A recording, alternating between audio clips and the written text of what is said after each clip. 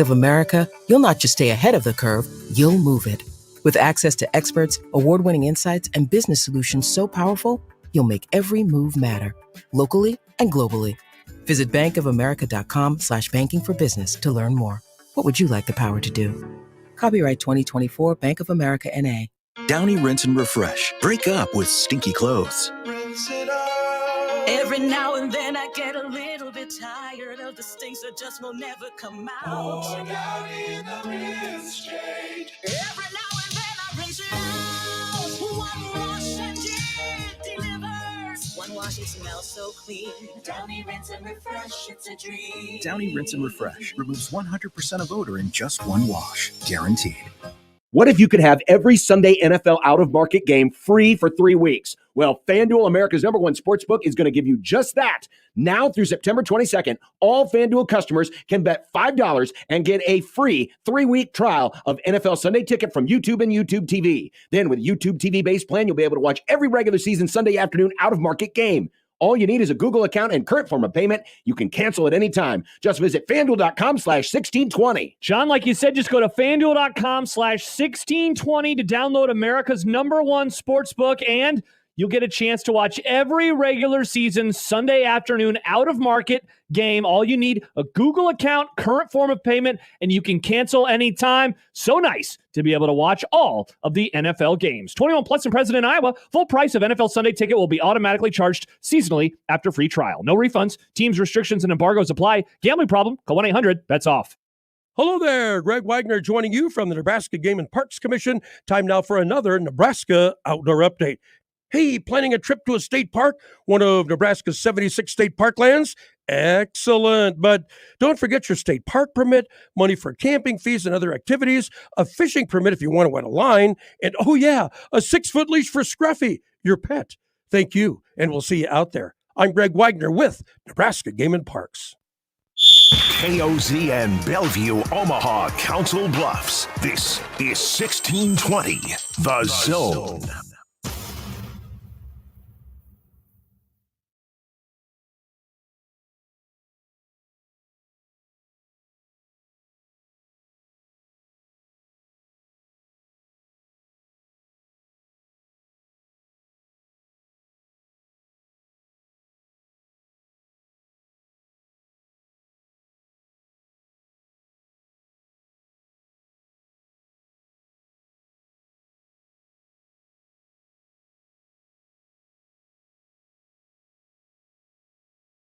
Dylan gets a snap, gets hit as he throws down the field looking for Nayor, makes a catch inside the 15 to the 10 to the 5, touchdown, Nebraska.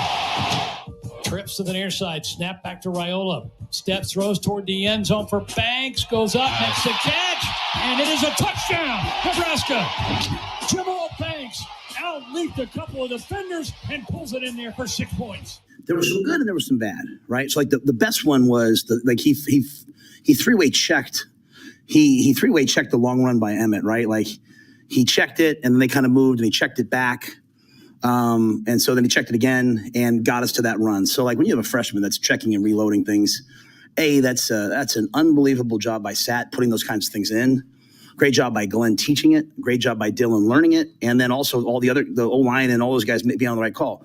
There were some other things, like there was a 3rd and 2 where he heard RPO, the receivers didn't, so there were some of those moments, right?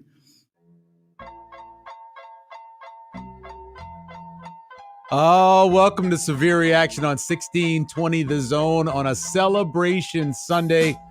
Nebraska, as you've heard before, this is the first time since 2019, wins their opening matchup, taking care of business the way they should.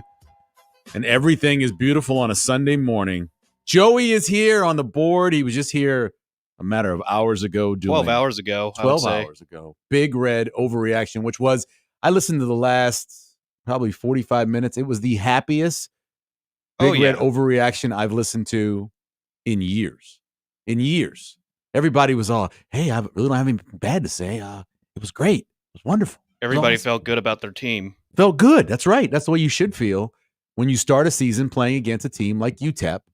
And, I mentioned this to Sip, who will come on after 9 o'clock today. They were, I think, 145th in Sagarin rating, something like that, coming in. A reminder, there's like 133 teams in FBS. So there were FCS teams ahead of them. They were replacing a ton of guys. They got a new coaching staff. They brought a bunch of FCS players in to play against a Big Ten team. So, it was kind of expected.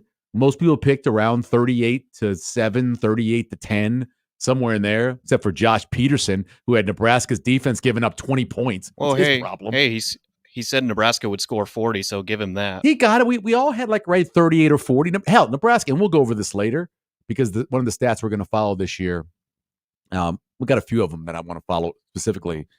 Finishing drive rate is always big for me. But, one of the biggest ones is points per play, right?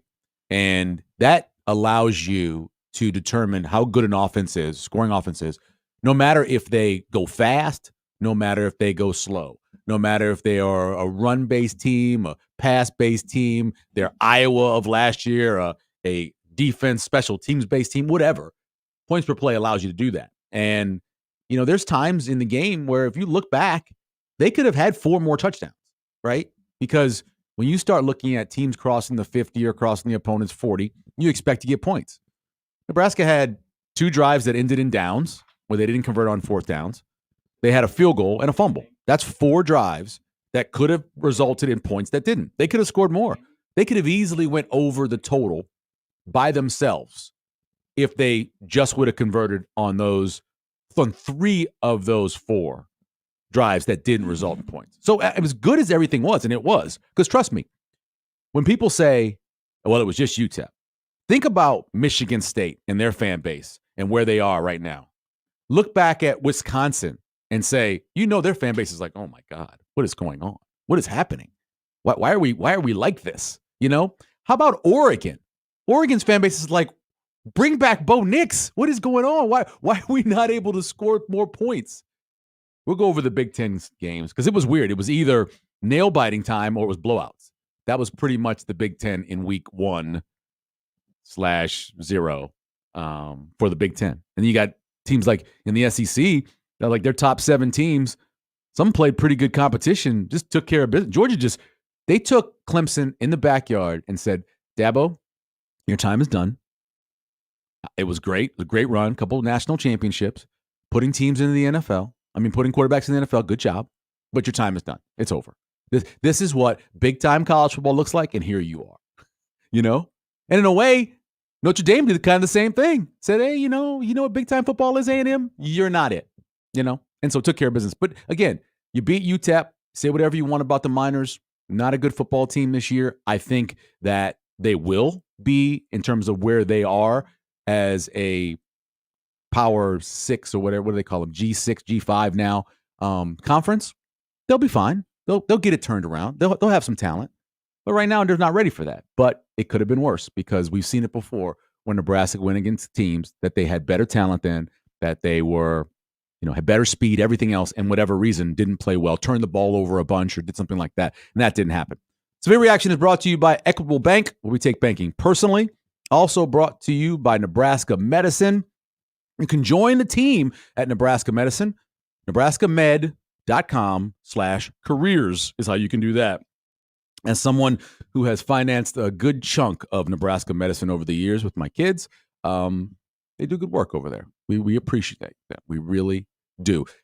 The greatest thing about what happened on Saturday was if you have a problem with your blood pressure, I take a little medicine for my blood pressure, it should not have gone above anything in the danger zone yesterday. There's 2 plays, right, where you saw the pace of UTEP and you went, ooh, that's a little scary. But a little bit. That's it. That's all it was. And so not getting the blood pressure up is a great thing, in my opinion. So that's fun, and that's a good part. We'll go over a bunch of stuff that went right, that went wrong, a few of those things as well. We'll look back at the win, and we'll also look at some keys of the game that I had going in. We'll check those out. And as I mentioned, Stephen M. Sipple, 9 o'clock, will join us, and we'll chat about a bunch of things with Sip as well. Andy, stay right there for a second. I just want to talk about the walk to the game because I have now this is my 20th year, my 21st year covering Nebraska football in different incarnations, right? Whether it be here or the paper or whatever. and now I'm a member of Nebraska Public Media and, of course, Jet Award Foundation and all that. I've walked that long walk, whether it be Lot 9 or when I used to park over there under the viaduct or whatever else. And you walk by a bunch of the tailgates, and there were so many. And the enthusiasm to kick off the season was palpable. You could feel it. Everybody was excited. You'd stop and you'd talk to them, and they'd be like, what do you think? About today? No, the season. What do you think about the season? How many wins? And I said before the beginning of the season, I'm 8-4. I'm an 8-4 guy. That's where I am. It could be better than that. I don't think it'll be worse than that. I think that's kind of the floor for Nebraska, 8 wins. And so I'm talking to people, and they're so jacked and so excited. And it's kind of the feel you get at the beginning of every season, but this one felt a little bit different because people know what Matt Rule has done in year 2 of his systems. People know what it means to have a 5-star quarterback. They know what it means to come into a season where you got 2 big wide receivers, a whole bunch of running backs, an offensive line that's got like 130-some combined starts, a defensive line that has got a lot of depth and at least 2 or 3 guys who are potential NFL players, and a secondary with a lot of bodies too, right? So you got all of that, so you're going to feel a bit better. And that's what that walk was, walking to the stadium, passing so many different people, chatting with them. And I mean, this is a 7-year run where if you weren't really dedicated, if you really weren't completely in, how easy is it to just say, you know what, once they get it going, I'll come back on board? No, every year, Nebraska fans are there. Every year, they stay there. They resist apathy. They resist the temptation to just say, I quit. They don't do that. They come back, and this year, legitimately excited for year 2 of Matt Rule. Let's go to the phones, 402-951-1620. First call of the year of Severe Reaction is Andy. Good morning, Andy. How are you doing? Pretty good, Michael. This is Andy from Lincoln, but I'm talking to you from Marco Island down here in Florida on the beach. Yeah, nice. What's going on, man? Yeah, when I was watching that game yesterday, it's like, oh my gosh, this fresh breath air. But anyway, yeah, they looked good. I was really, really impressed with them. And then when Ben Hart got that illegal motion, I thought, oh, here we go again. Yeah. So, anyway, I mean, think about it, man. Andy, all all those plays Nebraska ran, legitimately, they only had really 2 penalties. There were 4 total, right, but legitimately there were really 2 penalties. And then with that fumble, who fumbled that ball? Was it Dowdell? Yeah. Oh, okay. I thought, oh shoot, here we go. But yeah, I tell you what, they improved a lot this year from last year. So I'm happy. I believe in Rule, and I think he's going to be all right. Yeah, I think most people feel like you feel. Not everybody is enjoying being in Florida like you, but everybody kind of feels like you. Yeah, one more thing. So I'll be talking to you. I'll be listening to you every Sunday on the beach. I appreciate it, man. Thanks for rubbing it in, but I appreciate it. Yeah. Talk to you guys later. All right, talk to you later, Andy. Andy on the beach in Florida someplace. Yeah. And look, it was because there were some people I saw on social media and on message boards a little bit, criticizing the crowd because there were some wide shots where there were some open seats in North Stadium and some other places. The total 86,72. So not capacity, but it was warm. You're talking about playing against UTEP. If it wasn't in the name of the school, most people wouldn't know where UTEP was. So it's one of those, can you identify the mascot games, that Nebraska is going to have a couple of those this year. And so I understand. I mean, even though it's opening day, you're going to have some holes there. Some people are going to give their seats away or decide not to go or whatever else, because it's a commitment to go to a football game at the University of Nebraska or anywhere else. If you've got kids, you're paying for babysitters, you're finding a place for them to go. Maybe you're taking them. Maybe you're leaving the house. I left the house at 10:40, right? Get to the game, walk up, talk to everybody, get there, chat with everybody before the game, watch the game, went to the press conference. I got home about, I want to say, 7 o'clock, 7, 8, maybe 8. What time did Big Red Overreaction end? Ended about 8 o'clock. Yep, because I walked in the door right as you guys were finishing up the show. So that's a complete day. And so it's going to be tough for some people to be able to do that and deal with that. And so, you can criticize it not being at capacity, but it was loud. You could tell from the press box that it was loud. And when Dylan Raiola was announced, when he was announced in the opening lineup, it was a real cheer, I mean, you're always going to get a cheer usually for the quarterback, but that was reminiscent of one of the loudest cheers I ever heard for announcing a player. It really was.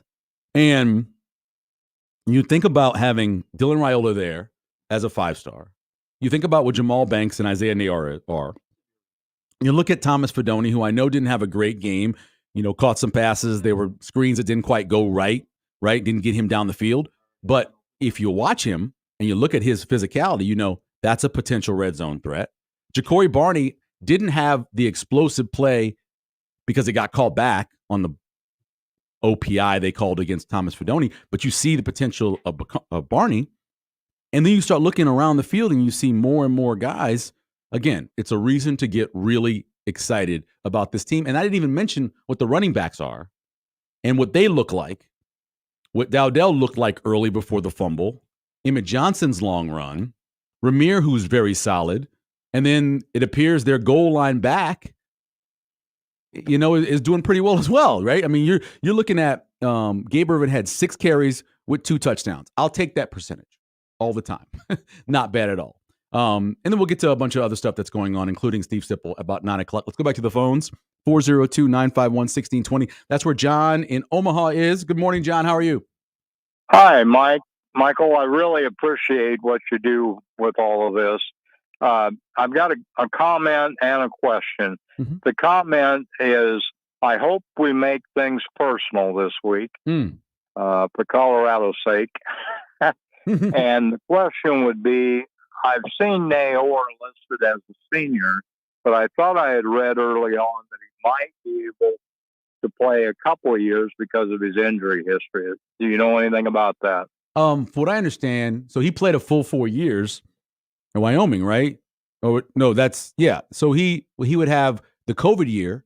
So I'm assuming he would have 2 years technically if he had put in for it. But I think everybody expects him to go out this year as a senior because he's probably going to be a draftable player.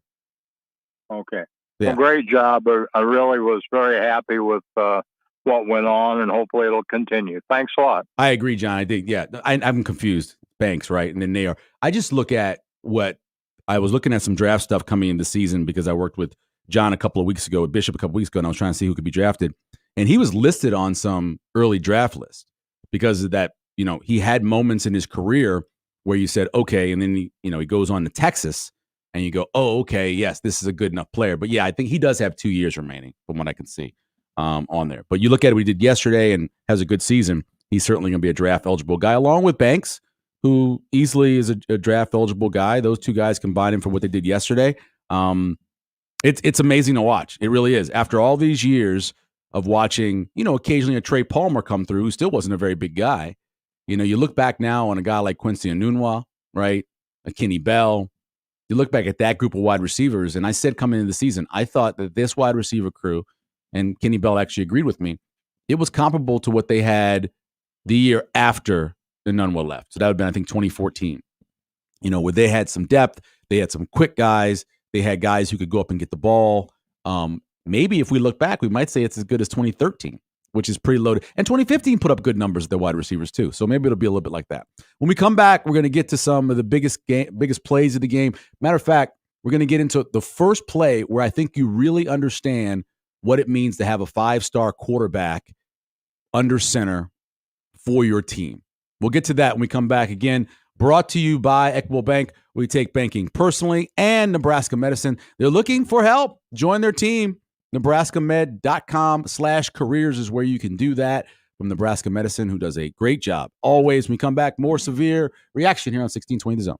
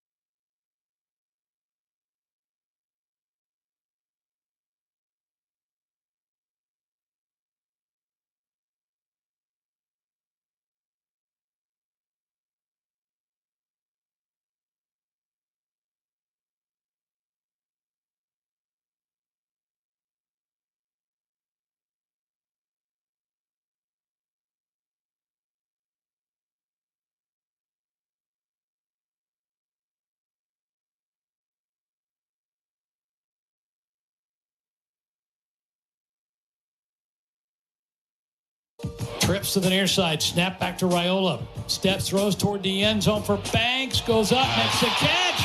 And it is a touchdown, Nebraska. Jamal Banks out-leaped a couple of defenders and pulls it in there for 6 points. You know, I told you guys, I think sometimes people think maybe I say things and I don't really mean them sometimes because, I say a lot of things. But like with 8 seconds left in a timeout to take a shot in the end zone, right? That is saying that we're going to play the way we want them to play someday. And I didn't call a timeout and say, hey, now remember, hey, get it up, get it down. And he took a shot and boom.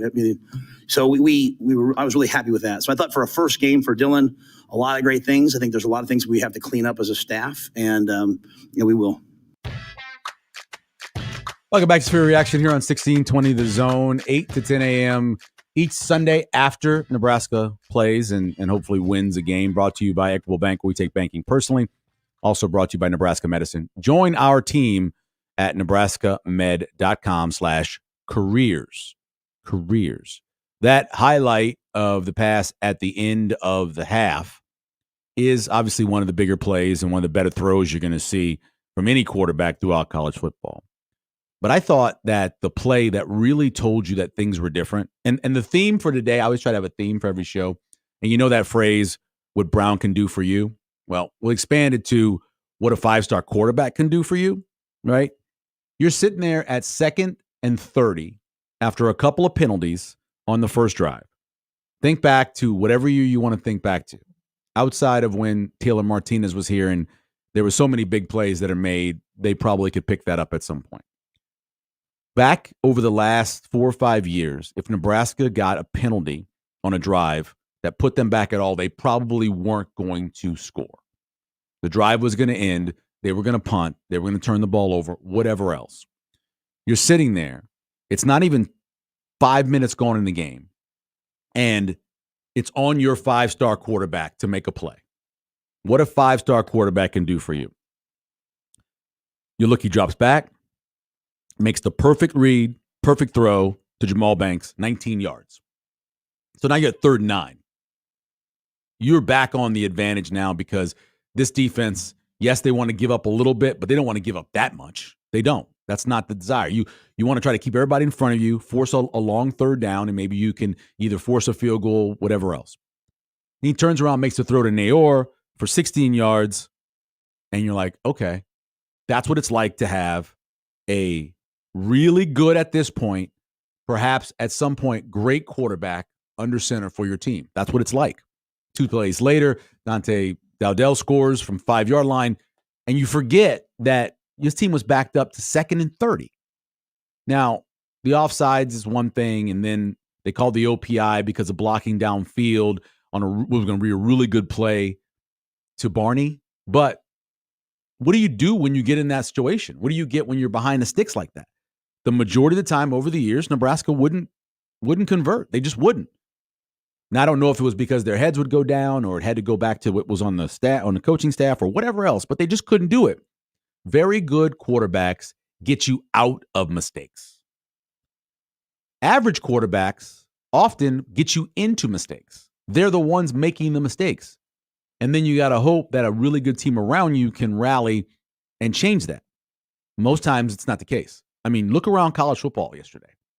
Even go back to Friday night.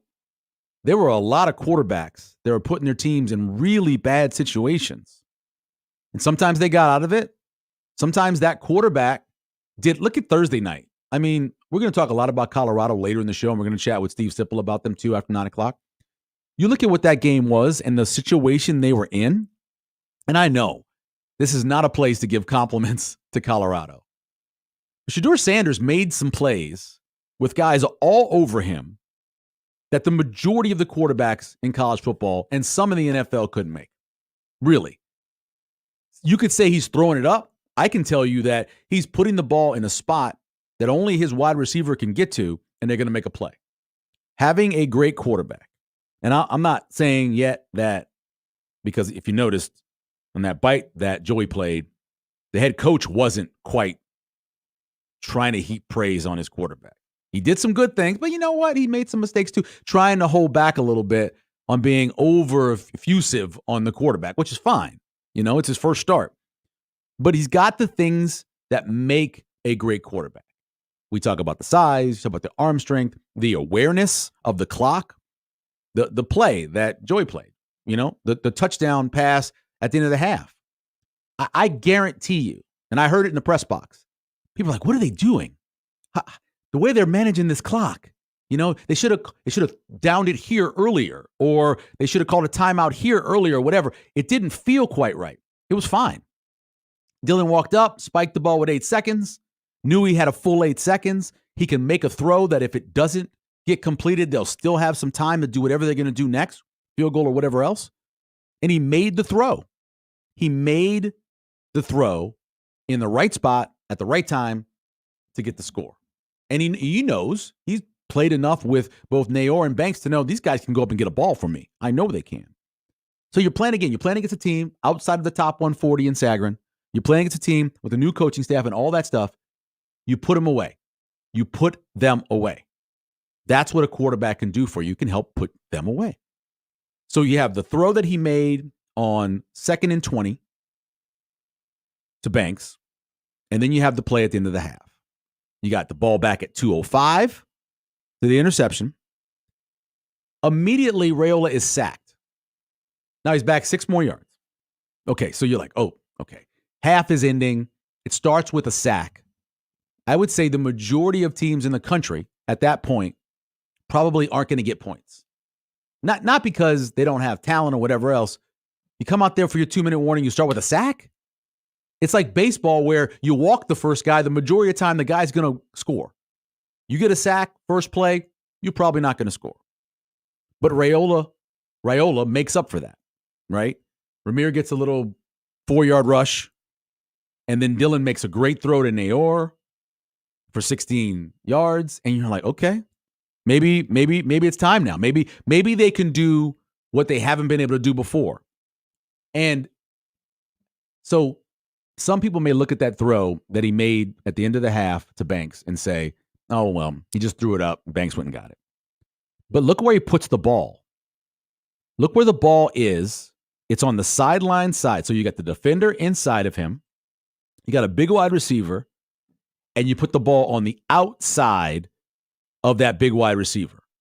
It gives Banks the chance to make that play. If you throw it to the inside, now the defender has a chance. Even if you throw it right to him, the defender has a chance. But the fact that it was off towards the sideline gives Banks the advantage, and he makes the catch. That's a big boy throw to a big boy wide receiver, and you walk into halftime up 30-7. It's just what a good quarterback can do for you, what a very good quarterback can do for you. They can put you in a situation to help you win, but also put you in a situation to make the other players better. I think out of all the things that over these 3 years or however long Dylan Raiola's here, the biggest thing he's going to do is make other guys better. That's what he's going to do. He's going to make the running backs better because they're going to have to respect the pass, which they didn't have to do at all last year. Obviously, he's going to make the wide receivers better because he's going to put them in positions to be able to have big catches. He's going to help the defense because the defense won't be on the field as much. I mean, there's so much that he's going to be doing. And look how long some of those drives were. Look at the length of the drives. The first drive was a 12-play drive. The drive when they didn't get any points towards the end of the game where they needed some points to get the over, which didn't happen, that was a 16-play drive. So you had a 12-play drive, you had an 8-play drive, a 9-play drive, an 11-play drive, along with the 16-play drive that they didn't end up getting points on because they didn't want to try to take a field goal late, right? I mean, that's an example of, or actually, yeah, they kick a field goal on the 16-play drive. But still, you're talking about a commitment to a quarterback that is going to make everybody else around him better. And that's one of the big reasons why bringing in a guy like Dylan Raiola was huge.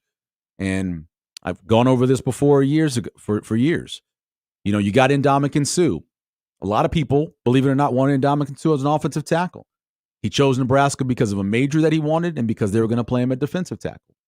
Amir Abdullah, one of the best running backs Nebraska's had in 20 years. Most people wanted him as a cornerback. They wanted him to play in the secondary. Nebraska gave him a chance to play running back. He comes here. Same thing for Prince Umukamara. who started off as a running back and becomes a defensive back, right? Some of the best players that Nebraska's had over these last 20 years, I'm not going to call them mistakes, but they were accidental success at times, And so getting him here when it's because Georgia's quarterback decides that he is going to go and stay instead of going to the Carson Beck decides not to go to the NFL, again, it's an advantage that you have. We'll take a break. We'll come back. I mentioned what a quarterback can do for you. How about what a defense can do for you? That's a big part of it as well, what Nebraska showed on Saturday. You can call the show 402-951-1620, 402-951-1620. I mentioned earlier that Sipple will come on about 9 o'clock. We'll chat with him. It's brought to you by Equitable Bank, where we take banking personally, and brought to you by Nebraska Medicine. Join our team at nebraskamed.com/careers. We're back here with more Severe Reaction on 1620 The Zone.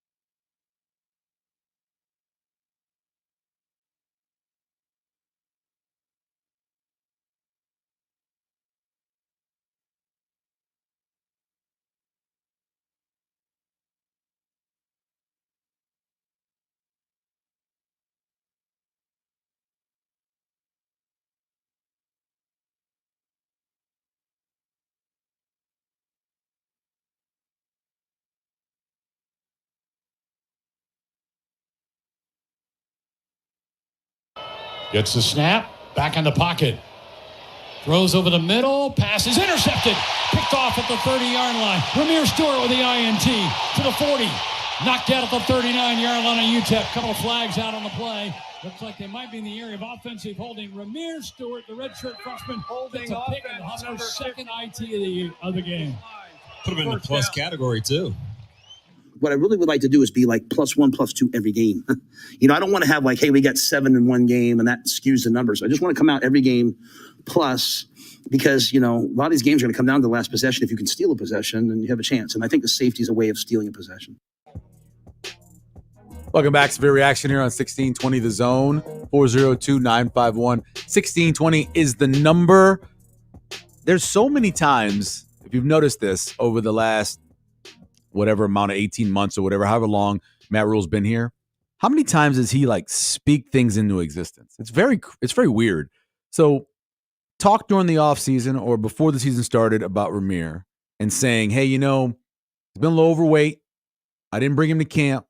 He's really kind of turned it around. He's going to play some as long as he's at 205, right? And then he makes a play in the game. So many times he's done that. He'll talk about a guy, and then they end up making a play. He'll talk about a guy maybe getting some playing time, and all of a sudden, there he is on the field, and he's playing, and he's making plays. Obviously, he goes to practice, and he knows his team. I get that. But it's just kind of strange the way that works. But that's part of being in the business for as long as he has and seeing the development of players and understanding what it takes to motivate a player, what to get them to the point where they're going to give you everything they have, even if you criticize them, even if you, in a way, punish them, by not having them come to camp originally. And even so, Dowdell has the runs he has in the first half.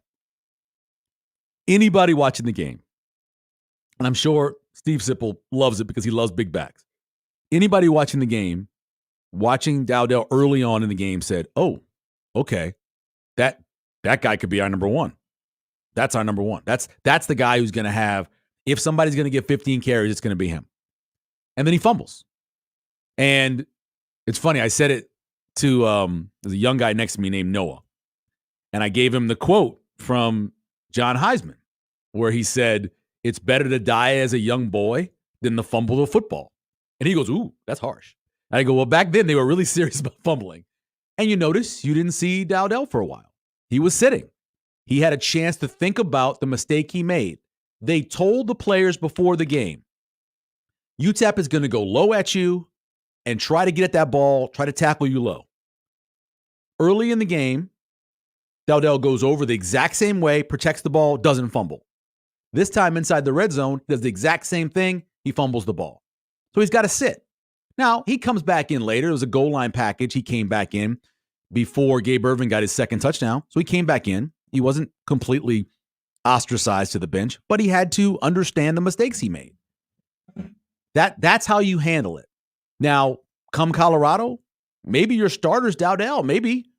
Or maybe it's Ramir Johnson again, or maybe it's somebody else. But based off of what we saw in those total carries he had of, 8 carries, 55 yards, long of 12. Based on his 6.9 yards a carry, I wouldn't be surprised if he's your starter. He could be. But in the end, sometimes you have to be the adult. Sometimes you got to be the head coach. And you got to say, look, that was a mistake you made. You pay for your mistake. But don't worry. Then you pat him on the back and you say, I need you in the future to not make that mistake and to contribute and make the teams better. And that's what Matt Rule does. I mentioned earlier the theme of the show is kind of what Brown can do for you. I said what a very good quarterback can do for you. The other side of that is what a great defense can do for you. We mentioned the fumble. Dowdell puts the ball there at the 3-yard line or so. He's in the red zone. That's fine. The defense says, okay, that was bad for our offense, but now we're in an advantageous situation. We're in a spot where we can make a play. And that's exactly what they do. You get a team backed up like that, you have to, as a mentality, and I'm sure this is something that Coach White talks about, as a mentality, we're going to now go get points. We're going to figure out a way to get points, whether we're going to turn them over, make them punt from inside, with their feet backed up to the goal line or anyway. Somehow you're going to help your offense get points. And they did that. They get the safety. They flip the field. Now Nebraska's in a good spot. That's what defenses do. That's what outside of giving up that 38-yard pass to Cam Thomas, who is a very good player, by the way. He's little, but he reminds me a lot of Percy Harvin. He's got a lot of that in him. Not surprised he made a big play. I talked all week about one of the guys you need to slow down. Really, the only one is Cam Thomas. After Nebraska allowed that, after they allowed that those 2-3 plays when pace got to him, they only gave up 200 yards in 50 plays. They forced 6 punts and had the 2 interceptions. They didn't get a bunch of sacks because of the way UTEP plays, but they had 9 tackles for a loss, 50 plays, 53 tackles. That's efficient. That is really efficient. What a great defense can do for you is what you see from Nebraska and you saw from Nebraska on Saturday, and hopefully you'll see for them again on Saturday night. Let's go back to the phones, 402-970-48 951-1620. Scotty joining us here on Severe Reaction. Good morning, Scotty. Hey, Michael, how's it going? I'm doing well, man. How are you doing this Sunday morning? Oh, hanging in there. Hey, Michael, I know our defense at 3-5, but I wanted to ask you, could we change that defense up against Colorado since they maybe send 8 guys like the 85 Bears did and put more pressure on Sanders?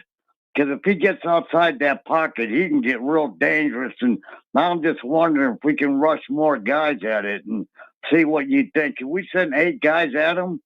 Well, Scotty, the great thing about the 3-3-5 or any 3-man front is that you have basically 6 guys who can rush, and they don't know who the other 3 guys are. It makes it really difficult on the quarterback. Instead of lining up in a bare front where you're covering everybody up like they did, which was awesome, if you line up in a straight 3-3-5 like they're going to do, and you have the 2 guys on the end plus whoever the guy from the secondary that might be coming, all of a sudden you got 3 guys the quarterback's having to worry about coming along with the 3 guys you know as a defensive lineman. So it confuses the heck out of quarterbacks. They'll confuse Shadir. They'll get to him. They'll take him down. They'll make things happen, whether they're in a 4-man front, a 3-man front, they're going to get to him because that offensive line's not very good. Right. And, I just thought if we sent 8 guys, Colorado ain't going to be expecting that. They're expecting we're going to be in the 3-3-5. But if we send 8 of them, they might not be ready for that. And that might be an easier way to get to him quick. Problem with that is they have legitimately 2, maybe 3 NFL wide receivers on that team. Putting the situation where you got man-to-man in each of your positions and only 1 safety back, I think that's dangerous. You have to mix it up. You got to play coverage. You got to blitz. You got to do everything to mix it up with him, and they'll get to him, man. That offensive line is not very good. And Nebraska, hey, you know what's going to do it for them, Scotty? It's going to be loud in that stadium. It's going to be loud.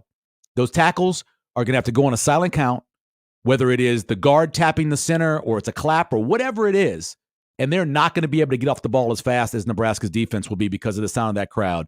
That's going to really give Shedeur all kinds of problems. Be loud as a crowd. That's going to give him problems. All right, Michael, hey, I appreciate your perspective on that thing. I just wanted to ask you that then. Go Big Red. Let's get them. All right, Scotty, we appreciate it. Yeah, you want to get after them.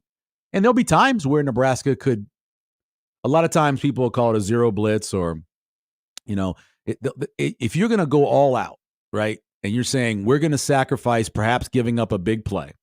Both teams did this for years, right, where they sent the house. And at times it worked. At times they gave up. I remember against Minnesota one year, they decided they were going to send the house and ended up the quarterback got rid of it just in time. And it was a big play, kind of turned the momentum of the game.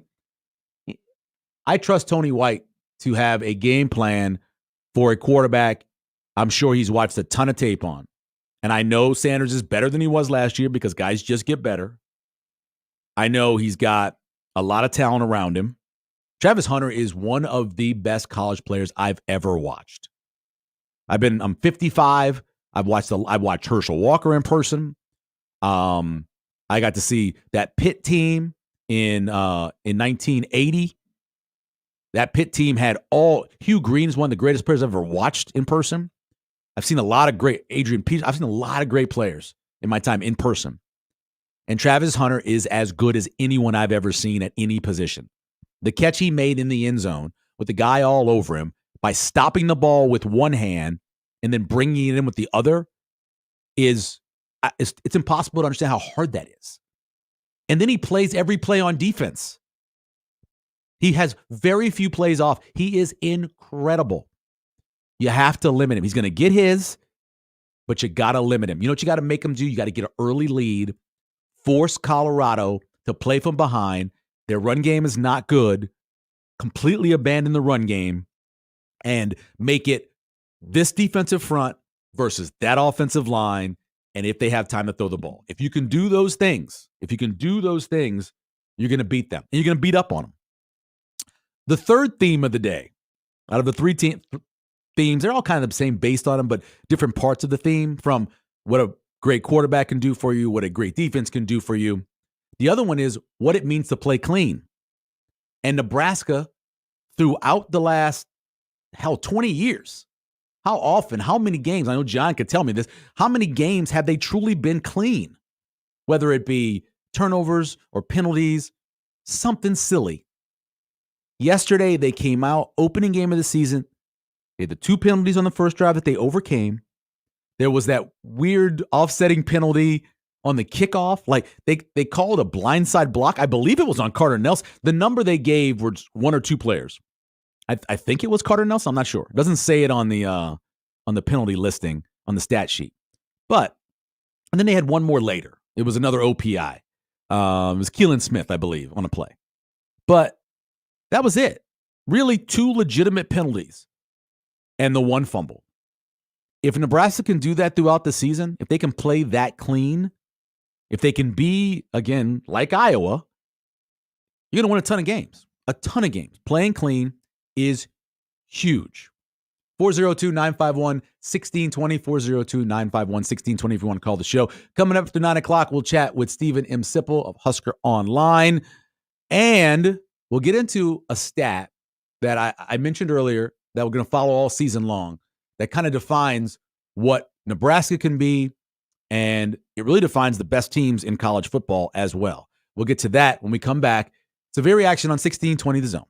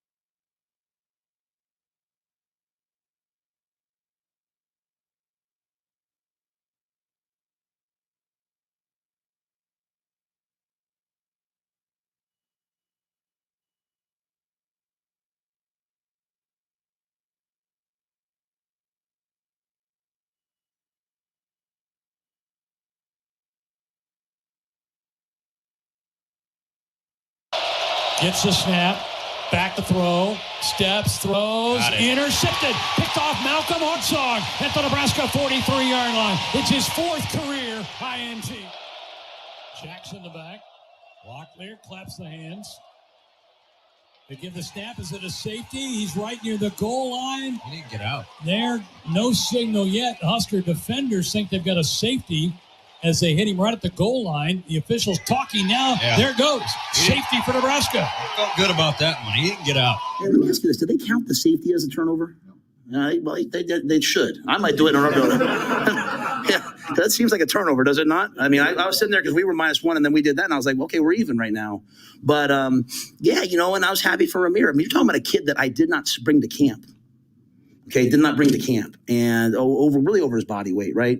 And even in pregame today, he said to me, "Hey, I'm 205," which is what I told him. I said, "If you're 205, you can play. If you're 206, you can't play," right? Which is funny. Me, I got me fighting with guys about their body weight, like it's a pot calling the kettle black. But he made a play. He's a really good football player, and so I was so happy to see that. I mean, who else had one? Malcolm had one. So I mean. That was good to be +1. Welcome back to Severe Reaction here on 1620 The Zone, 951-1620, 402-951-1620. Love Malcolm Hartzog, but there are times where he's just little. And there's going to be times when he's going against wide receivers who can just get up over him. It's just tough. He's such a good – if he was 6'1", he's an NFL cornerback. If he's 5'11", legitimate 5'11", he's probably an NFL quarterback because he's so tough. He understands the position, but there's times where he's just not big enough. It's tough, man. It's tough. He's a good college corner, and he's going to fight, but there's going to be some wide receivers he goes against in the Big Ten that are going to give him some trouble. Let's go back to the phones, 402-951-1620. That's where Tim is this morning. Good morning, Tim. How are you doing? Good morning, Michael. Hey, we really appreciate your analysis and your breakdown of the games. Thanks, Tim. Appreciate it, man. Hey, I have a nickname idea for Dante Dowdell. Okay. Remember the Russian fighter Triple G? Yeah. Okay, how about DDD? Or maybe better yet, 3D? Dante I like that. What about the Dow Dozer? What about that? Because I mean, he is kind of a dozer, isn't he? He definitely runs over people. Yeah, he can get downhill in a hurry. Yeah, he does. And look, and think about it. This is another guy that Rule kind of spoke into existence. He talked about how he didn't have a great spring, and he probably was 4, and he'd hurt him, and he turned it around in fall camp. Yep, absolutely. Yep. Hey, I don't want to take up any more airtime. Thanks for the show. No problem, Tim. Thanks, man. I appreciate it. It's funny because I'm thinking now about it. There's probably 5 or 6 guys I can think that Matt Rule used the media to talk about somebody, and then it turned. I mean, Tommy Hill's obviously a great example of where Tommy Hill was for a moment to where he is now. Light years difference, but he did the same thing with Dowdell. Coming out of spring, he's not showing us much. He's not doing anything. He's not really in the mix. He's probably the 4th of 4 guys. And then somewhere in fall camp, it clicked for him. He's healthy. Looks like he's in really good shape. And he was explosive. He is more explosive than any run I watched of him. The limited runs he had at Oregon, the little bit I saw of him in the spring, even the long run he had, he looked a little gimpy, and it was well blocked in the spring game I'm talking about. He just didn't look explosive. Yesterday, he actually looked explosive. His first step quickness. Whenever I watch the combine or look to see on a running back and what I think they can be, the 10, that's what I look at. Mark Ingram is somebody that the Saints drafted, was that 15 years ago now? Even though he was not a long speed guy, his 10 was one of the best 10s across the board at the combine that year. You want that short area quickness. You want a guy who's going to get, what is it? It's slow to the hole and fast through the hole, right? So if you can be explosive on that first 10 and you're in the secondary at that point, now it's about breaking tackles, making a guy miss, maybe a wide receiver getting a good block. You saw that with Emmett Johnson's run. So Dowdell all of a sudden looks explosive now. I think we kind of know what Ramir Johnson is in terms of being a third down back. It appears, at least early on, maybe this is because of the fumble, Gabe Ervin is your short yardage, maybe goal line back.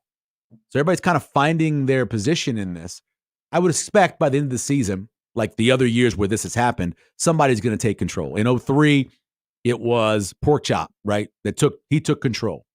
You look at 2010 going to 2011. Eventually, Amir Abdullah took control, came out of that, and became the guy. You can look back, go back to some of the dominant. Look at back in 93 or 93. Yeah, eventually it became LP that took control. So somebody's going to take control. Somebody is going to take this job and run with it. I'm almost positive. Before we take a break and get to Steve Sipple, so I mentioned earlier, one of the stats we're going to follow this year, but I followed years ago when Nebraska's offense was good to kind of chart them. It's been bad. So now we're back to following it again. It's points per play.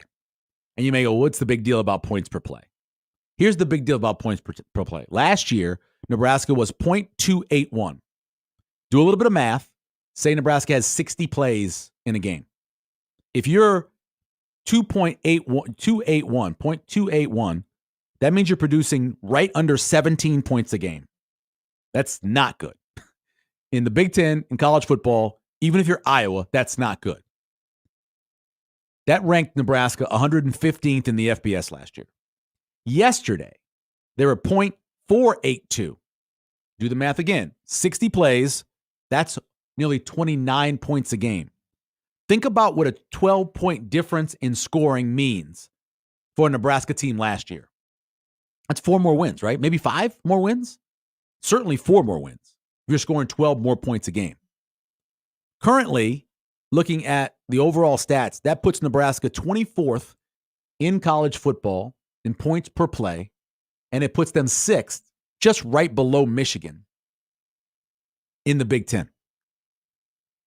Think about that little difference of efficiency, being successful in your drives, being successful per play, and what that would do for you at the end of the year. So we're going to track that, take a look at it, see what Nebraska's done and what they're doing each week. If you can be productive like that, it's going to make a huge difference. I talk a lot about what it means to have finishing drives, and we'll get into that a little bit later, how Nebraska did. And we talk about a lot of red zone offense. And one of the stats that is really an analytical stat you don't see, it's kind of hard to find, but it's the stat of, turnaround offense or defense. So quick change. You give a turnover away, what does your defense do? You get a turnover, what you do. If you're a team that produces in those situations, kind of like Nebraska did yesterday, get a turnover, go score, give up a turnover, end up getting a safety, man, that's about as productive as you can possibly get for a team in the Big Ten. And Nebraska certainly got the opportunity to do that. Coming up in hour number 2, we'll go over what went right, some of the things that went wrong. We'll take a look at finishing drive rate and how Nebraska did when you go through a successful drive. Of course, we'll chat with Stephen Sipple. We'll go over a bunch of that. He writes for Husker Online, and of course, does a bunch of podcasts, did a post-game show as well last night. So everybody, it timed out pretty well because Nebraska, we finished Big Red Overreaction, and right when Big Red Overreaction ended, Sip's podcast started. It was like timed out perfectly. Timed out perfectly for anybody that wants to listen to both of them. And also, we'll take a look at what the Big Ten did this past weekend. And some of the schools that are probably sitting there right now going, man, I think we're in Barney. I think we're in trouble. I think we're in, we're going to have problems. We'll go over that and look back at that. And then also, before the end of the show, we'll preview the Colorado game and that matchup, because I'm describing it as a volcanic week back to long before Joey was ever born. And what happened at Mount St. Helens? You know what Mount St. Helens is, Joey? Oh, yes, I do. Okay. I'm familiar. So you go back to that month. Every night on the national news, Joey, they showed a picture of Mount St. Helens. And you knew something was coming, but you couldn't see anything. Just a mountain covered with a bunch of snow and ice. Yep. You couldn't see anything. And then over the course of about 8 or 9 hours, all of a sudden you're like, uh-oh, here comes some smoke. Here comes some of this, and then boom. And that's what next Saturday is. We're going to have a week of just watching a mountain, and there won't really be anything happening. And then by Friday, Saturday, we'll see a little bit of smoke. And then by about 6:30, 6:45, whenever they kick off that game, we will see an eruption of a volcanic week for Nebraska and Colorado. Then the damage and big red overreaction. Yeah, the damage may be a lot more severe. That's not the people died in that. I apologize. I don't want to criticize it. But we'll take a break. We'll come back. Top of the next hour, we will chat with Stephen Sipple from Husker Online here on 1620 The Zone.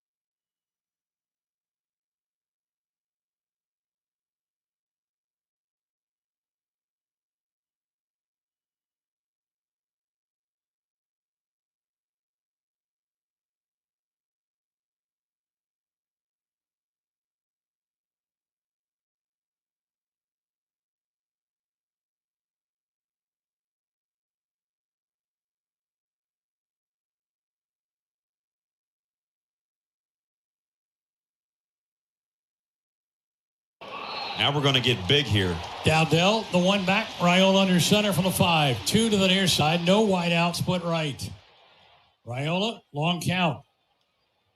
Motions Jalen Lloyd. Gives it off to Dowdell. Right up the middle. Touchdown, Nebraska. Great concept. Little split action. Well, that parted the Red Sea right there for Dante Dowdell. 2, clap the hands, give it off to Emmett. He's got a hole. 40, 35, Emmett 30, 25, 20, 15, 10, 5. Knocked out on the 5-yard line by Chapman. Well, they checked to the right way that time, and they pushed a big one to the 5. It's 1st and goal. I thought the way they came out after the second half, as I told them, the team that maybe I first knew would have been up 30-7 and would have relaxed.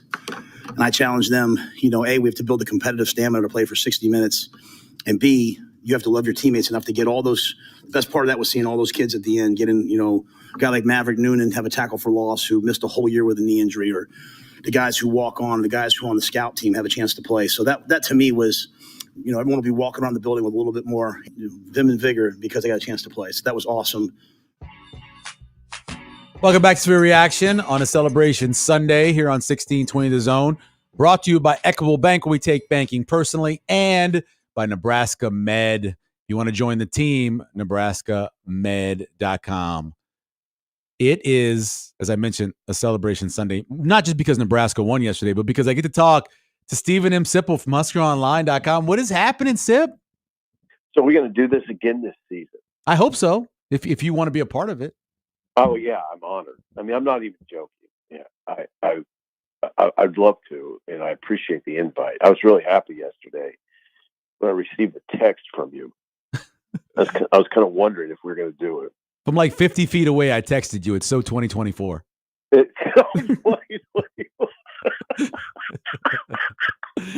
Yeah, well, you have young people in your house. Yep. I understand it's rubbed off on the old man. Hey, Sip, I'm curious about this because I was thinking about this during the show. It kind of just came to me. Isn't it crazy how many times Matt Rule speaks things into existence?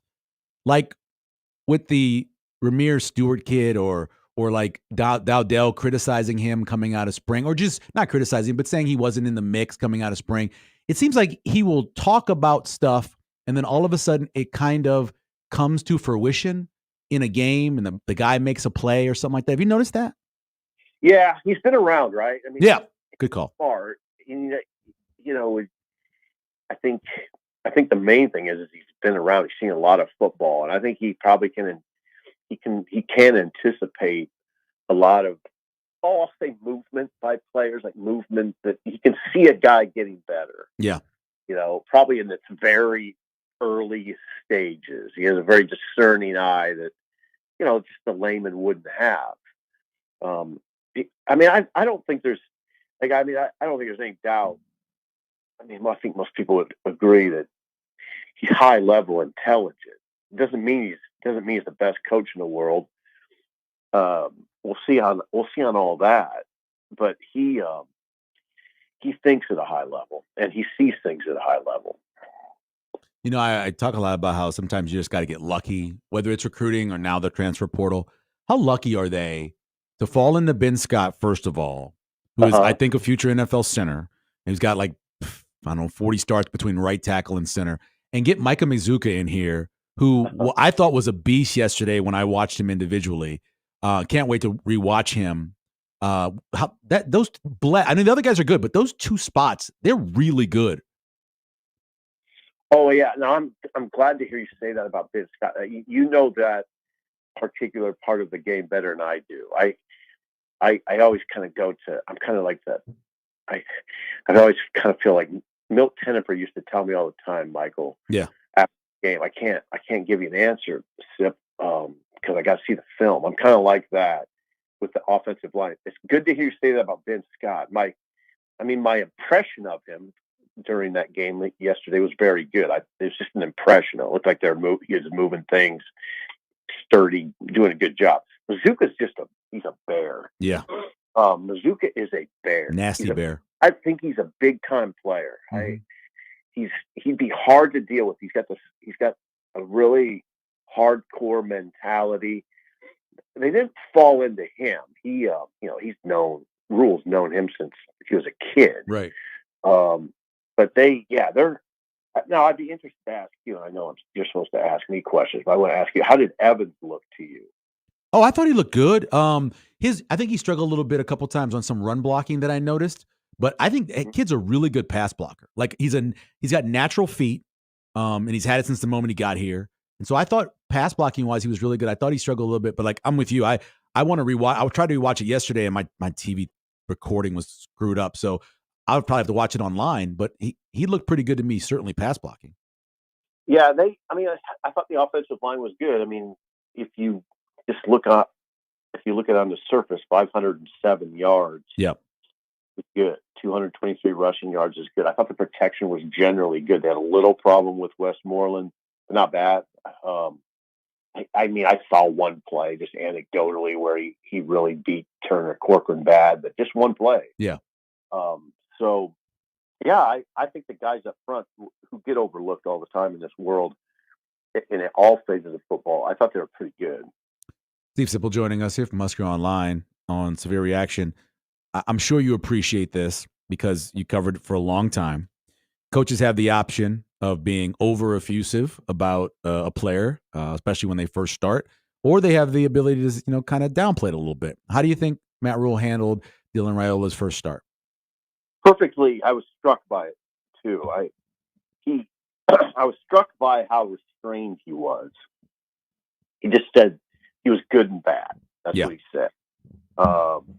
And later he said bad initially, and then later he said there was a lot of great things and a lot of things that we have to clear up as a staff, and we will. Right. So he kind of he just handles things like that really well. There's no reason for him to be particularly effusive of Dylan, because everybody else is going to be.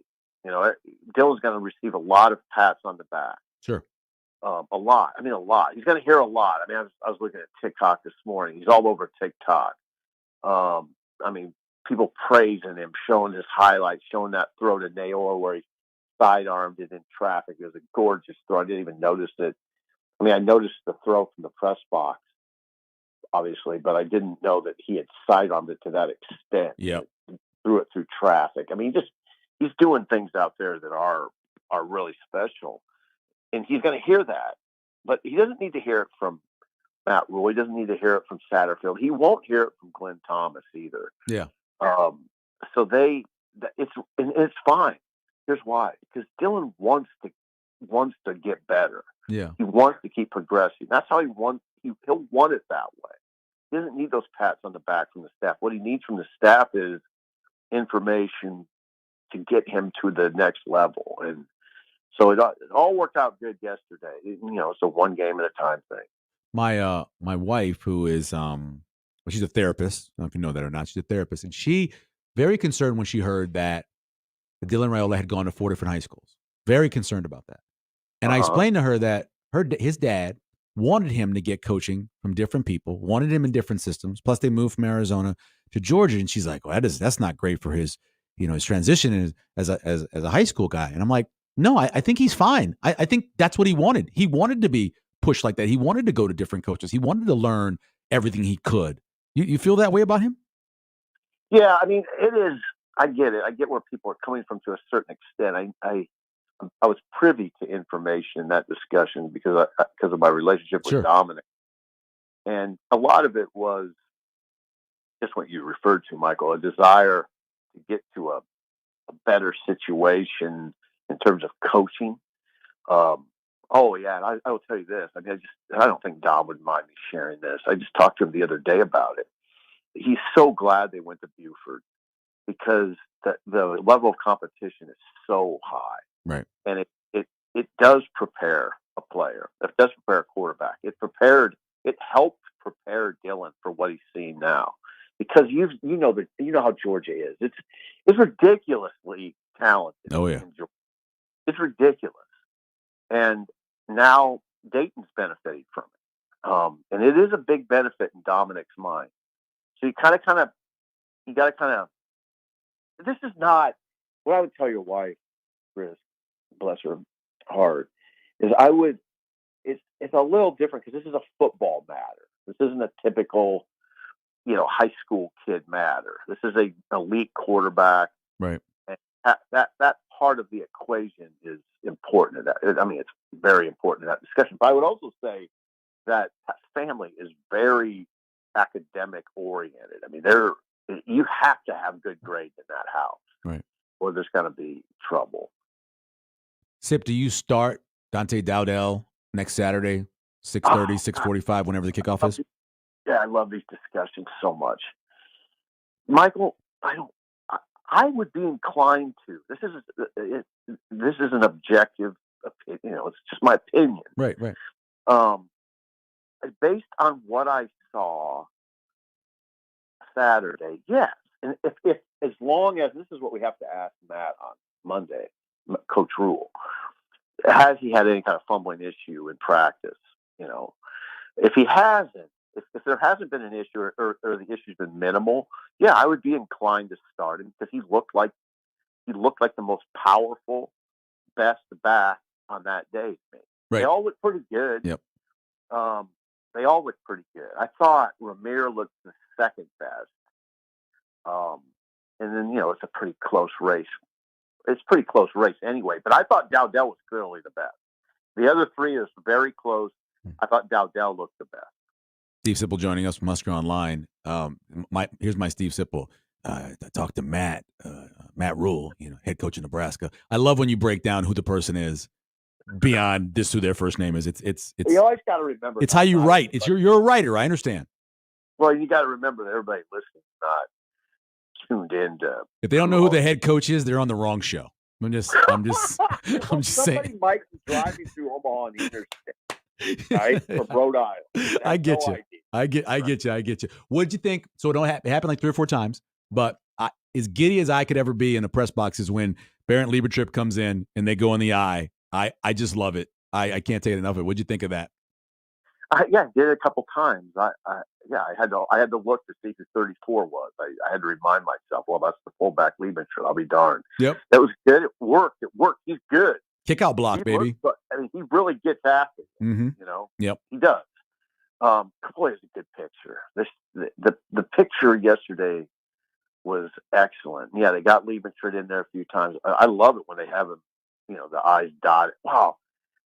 I like it because the guy he's in front of in the eye is a powerful runner. Yep. If it's Dowdell or if it's Gabe, mm-hmm. Or even if it's the other two. I've been saying it all off season. That room, I don't know that there's a great running back, but they all run really hard. Right. They do, Michael. They run hard. I mean, I appreciate those guys. I appreciate that room a lot because they're tough guys. That's EJ. That's how he coached at Syracuse. That's how he coaches. Oh God. Oh yeah. Well, yeah, that's definitely part of it. Barthel's a tough guy. Yeah. He's tough looking, tough sounding. You know that those guys are going to run hard. So I don't have any problem with that room. But I will tell you this: I was excited how good Dowdell looked. Right. I did not realize that he had gone to that level. And more explosive. So I think that for the good of the team, mm-hmm. he should be the starting running back. There's a lot of wrongs that needed to be righted over the last couple of years. Liebertrip's one of the greatest examples. One of the smartest kids to ever come out of Nebraska. Had to go to Notre Dame because they wouldn't even give him a walk-on offer at Nebraska, which I was irate about after watching him at Scott. And then he makes his way back here, and now he's a part of the offense. It's a good story. Never should have happened that way, but I'm so glad that he's back. That is a good story. He was not even alive. No. Not even. No. Didn't give him a walk-on. No. And think about this, Sip. Don't you want a kid who's a genius just for the academics of it to put him on your team for your APR? Why would you not want him on there for that? But, well, and he obviously plays the game. Yeah, he's the tough. Right way. Yep. Yeah, he's a tough dude. I mean, when he gets up in there and hammers away, it's a good thing to watch. I'm describing this week coming up is Mount St. Helens.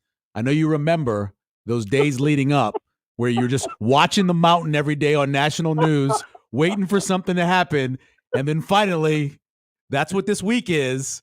Your feel early on Mount St. Helens week for Nebraska, Colorado. Really good way to put it. It is Mount St. Helens week. Yeah, it's kind of quiet. It's just the kind of the quiet of Sunday morning right now. But Yep. the buildup will be significant. Such a big game. I think it's sort of. I hate to say this because it's not a good look for me, but it's sort of hard to put in perspective how big this feels. It's such a. It's the biggest game in 20 years. It really legitimately is. I think it is, and it's sort of it's really intriguing. It's intriguing on a lot of levels. I don't know. I don't know what to think. I just hope what you hope if you're a Nebraska fan is that the players just stay grounded and don't get caught up in all of the sort of discussion. Leave that to us. We'll handle the discussion part of it because it's a fascinating picture. Yeah. I guess the thing that I'm thinking about right now, I'm going to talk to Gary Barnett at 10:30. Oh, good. Former Colorado coach, sure. who's their analyst on their radio broadcast. The thing, if I was a Nebraska fan, it would concern me is the speed they have on the perimeter, the skill positions. And it's pretty much just that, the perimeter. Yeah. It's not. When I talk about skill positions, the running backs they're not that good. But man, when you talk about Travis Hunter and Jimmy Horn, don't forget about Jimmy Horn in this discussion. I know. He's sixth leading receiver in college football this weekend. Yeah, it's not just Travis Hunter's scary. Mm-hmm. No, it's Travis Hunter and Jimmy Horn. Right. Yeah. Right. Yeah. So you're gonna have to deal with that. Marquise Buford. It's a big game for Marquise Buford. It's a big game for Tommy Hill, obviously. Yeah. Big game for that secondary. It's a big test for the secondary. So we'll see what that all looks like. I worry about Herzog. That's the one. He's such a tough kid, but man, there's times where he's just going to get balled. Man, people are going to go over him because he's little. I worry about that. They have the guys to do it. It's not just those two either. They got a transfer from FAU and a transfer from Vandy named Webb. Those guys are really good on the perimeter. Yeah, LeJohntay Webster was in my so for the Jet Award, we always put out a midseason award. He was one of the best returners in college football last year. Is that right? We haven't seen that from him yet, but he's a great returner. You're aware of LeJohntay Webster. Now, he was good. He was the third best receiver on Thursday night against North Dakota State. Yeah. The top two are very evident. I mean, it's Hunter and Horn, but Webster and Webb, if they're your 3 and 4, that's really good. That's really good. Two more quick ones. Are you concerned at all that Matt Rule chose not to try to kick a 45 or 46-yard field goal towards the end of the game? I know you want to run it up, but you need to get your guys some work. Are you concerned they didn't try a field goal there? A little, but yeah, a little. Not a. Some of them I'm not concerned about because I think that team's going to be pretty good in that area offensively. I don't know if they're going to have to kick a lot of those sort of field goals. I mean, that's maybe a little overly optimistic, but yeah, boy, they got a lot of weapons. And we went this whole. Well, we didn't talk much about Dylan. I think they could be pretty good on a consistent basis offensively, even against a representative opponent. Now, it's going to be different because they're not going to be able to run like they did against some teams, I don't think. Right. I mean, they averaged 4.4 yards on first down. I don't know if that's going to happen in the Big Ten all that often. They averaged 4.4 yards running it on first down. Mm-hmm. I don't know if they can keep doing that. UTEP is small up front on defense. They don't have a 300-pounder. They have a 265-pounder, 275-pounder, 295-pounder. That's not very big. I think they got kind of mauled. So we'll see on that. But man, the weapons that he has, that Dylan has at receiver, it's really striking. Like we talk about Colorado, the whole talk's going to be about Colorado's weapons on the perimeter. Well, guess what? Nebraska's pretty good there too. Oh yeah, and they're big. And speaking of that, last question: which one of the throws was it? The one, the touchdown pass to Nayor, or the touchdown pass to Banks that you thought was the better of the two throws? Because they both had special parts. Banks, the one to Banks, because I rewatched it. This morning.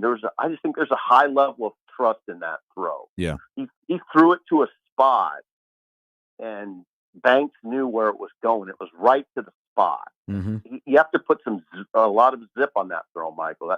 Oh, yeah. I mean, that's a strong arm throw. And he made it. And God dang, those two 6'4" receivers, you're seeing why, the people say, go get the big receivers in this league. Yeah. Those guys, you saw it yesterday. You saw it in the way Naor State kept his feet. The big man, strong receiver, kept his feet on that touchdown. A lot of guys go down in that situation. He's a big, strong guy. Was able to keep his feet and get in. Mm-hmm. Those two guys are about what we expected, except it looks to me like Naor might be more of the go-to guy, which I think for a lot of the offseason, there was an assumption that maybe Banks was. I asked the color voice of Nebraska football back in April which one of those two, and he immediately said Naor. He said Naor's the guy. Damon said that? We're not supposed to speak his name on the air, but yes, that color voice of Damon said that. Yeah, he did. He said that back in April. We did the brief for the spring game. Yeah, Hey, that he's smart. That's interesting too. Yeah, that's interesting. He watched a lot of practice too. Sip. Naor looks like that guy. That guy to me. They say the kids say he is him. Oh, he is. He is him. You saw it. You saw it yesterday. Yeah. Sip, I appreciate it, man. We'll see you next week for Mount St. Helens. Okay. See you, Michael. Thank you. All right. Appreciate it. Stephen M. Sipple, we'll have him on each week here on Severe Reaction. Take a quick break. We come back here. Remember, Severe Reaction is brought to you by Equitable Bank, where they take banking personally and answer the phone in the first ring, and Nebraska Medicine. Join our team at nebraskamed.com/careers.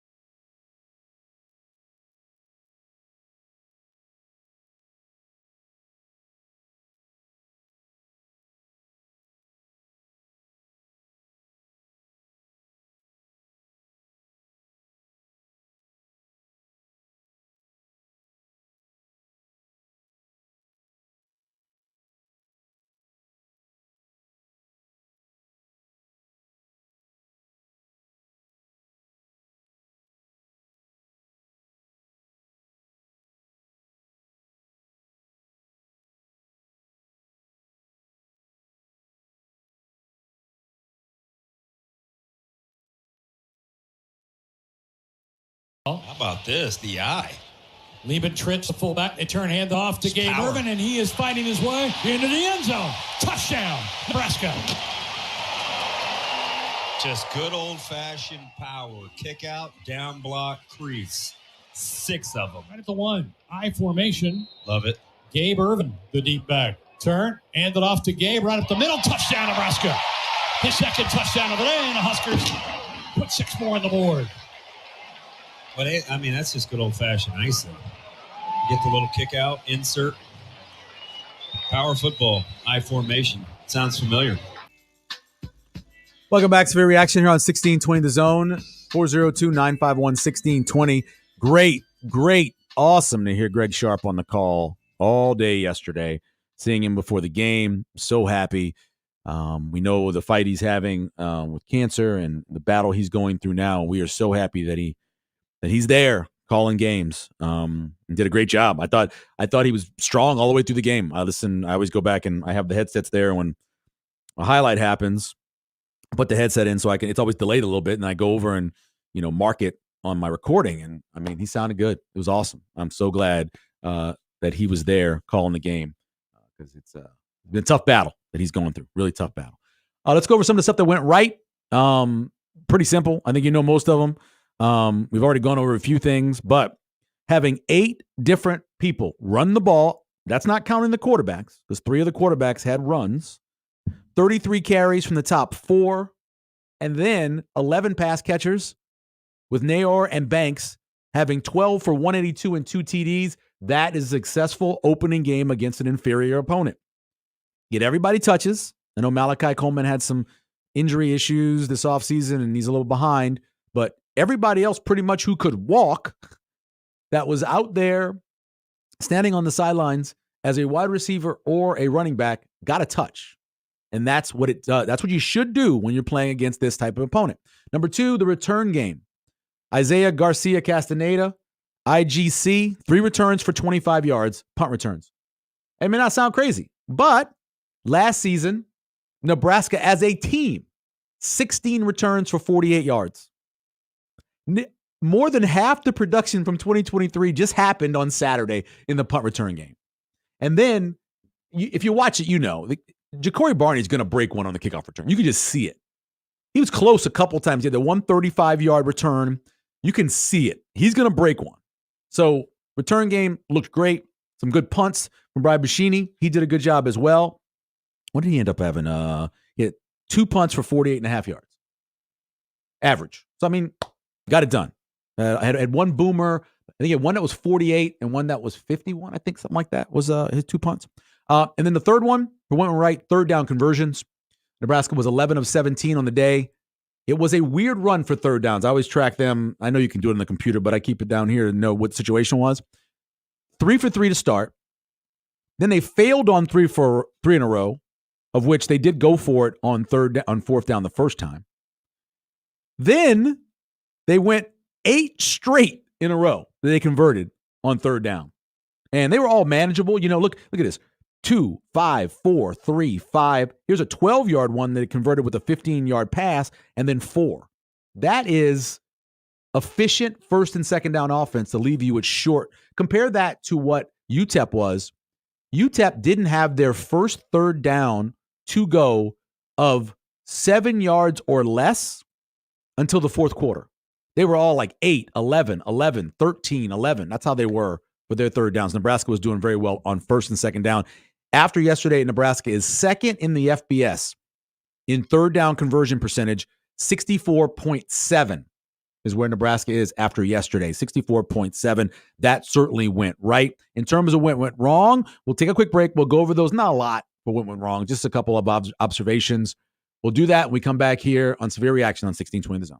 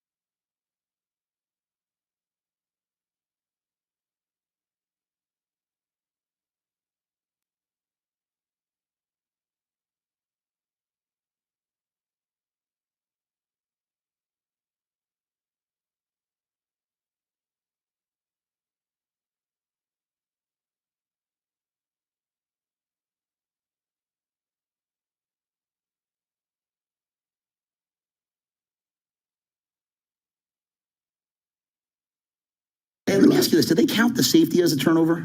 No. Well, they should. I might do it. Yeah, that seems like a turnover, does it not? I mean, I was sitting there because we were -1, and then we did that, and I was like, well, okay, we're even right now. But, yeah, and I was happy for Ramir. I mean, you're talking about a kid that I did not bring to camp.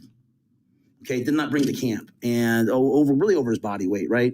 And even in pregame today, he said to me, "Hey, I'm 205," which is what I told him. I said, "If you're 205, you can play. If you're 206, you can't play," right? Which is funny. Me, I got me fighting with guys about their body weight, like it's a pot calling the kettle black. But he made a play. He's a really good football player, and so I was so happy to see that. I mean, who else had one? Malcolm had one. So I mean. That was good to be +1. Welcome back. Severe reaction here on 1620 The Zone, 402-951-1620, 402-951-1620. Brought to you by Equitable Bank, where they take banking personally and answer the phone on the first ring. And if you lose your password, I love this part of the commercial, call them up. They'll hook you up. They'll get your password figured out if you lose your password. We've all been there. Also brought to you by Nebraska Medicine. Join our team at nebraskamed.com/careers. Not a lot went wrong yesterday. It was a pretty good day. I did write down a couple of things. Obviously, the fumble.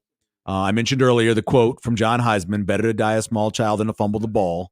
You like to see a little bit more pressure on the opposing quarterback, but the system they run, it prevents that. When you're getting rid of the ball as fast as UTEP does or tries to do, it's hard to get pressure. It just really is. Look at what they did in terms of tackles for loss. Show you the kind of penetration they had. They had 9.5 tackles for loss. And I would have liked to see them try the long field goal just to see whether it's Hull or Tristan Alvano, whoever it is. I would have loved to see them try it because, you're going to need it. You're going to need some field goals. You've heard Rule go through it over and over, whether it was his Temple team or his Baylor team. Huge wins they had as they kicked field goals at the end of games. You got to be able to do that. You got to be able to make them, and I would like to see them try it. I don't say you rub in. 43-7 is not that big a difference from 40-7. It really isn't. The only difference is it would have went over. We'll go to the phones, 402-951-1620. I'm assuming this is old man Doug. Doug? Michael L. Severe. What's up, bro? Oh, not though. How you doing, man? Good. How are you been? Excellent. Hey, I'm just saying, bro, I think they need to touch 12 like every play, right? They need to what? Touch 12 every play. Oh, yeah. You got it. Yes. Put hands on him. Sometimes fake like you're going to block them and try to do a pattern, Oh, yeah. They got to be physical with him. Physical. And make the official make the call. Make them call something.